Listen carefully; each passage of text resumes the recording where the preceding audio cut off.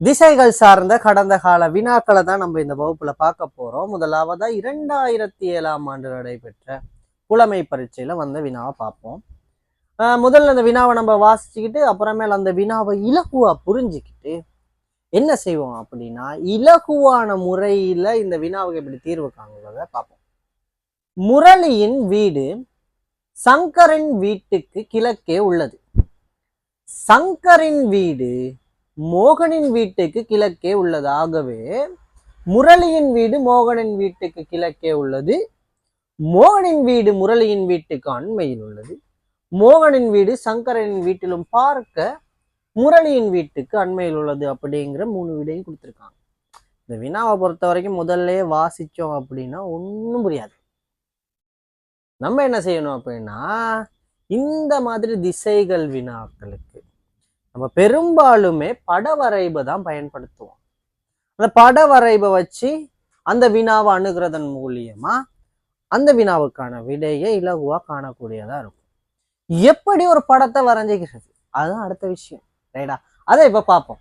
என்னன்னா, ஒரு சின்ன சின்ன விஷயங்கள் இருக்கு. என்ன அப்படின்னா, 2 சொற்கள் இருக்கு. 2 வினை சொற்கள் சொல்லலாம், 2 வினை அடிகள் அப்படின்னு சொல்லலாம். இந்த இவங்களை பயன்படுத்திக்கணும். இக்கு, ரைட்டா? அடுத்தது இளிருந்து,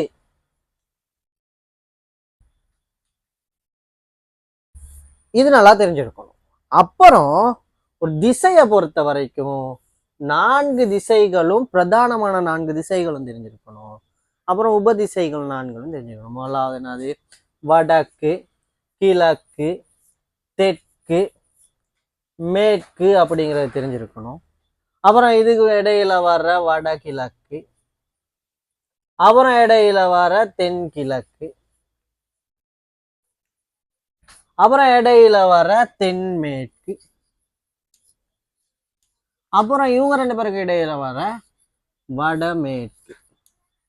இதெல்லாம் தெரிஞ்சிருந்தா இலகுவா இந்த திசை சார்ந்த வினாக்களுக்கு நம்ம விடையை கண்டுபிடிக்கலாம். ரைட், இப்ப என்ன செய்வோம் அப்படின்னா, இந்த வினாவுக்கு ஒரு பட வரைபை எப்படி வரைகிறதுங்கிறத நம்ம பார்ப்போம். ரைட்டா?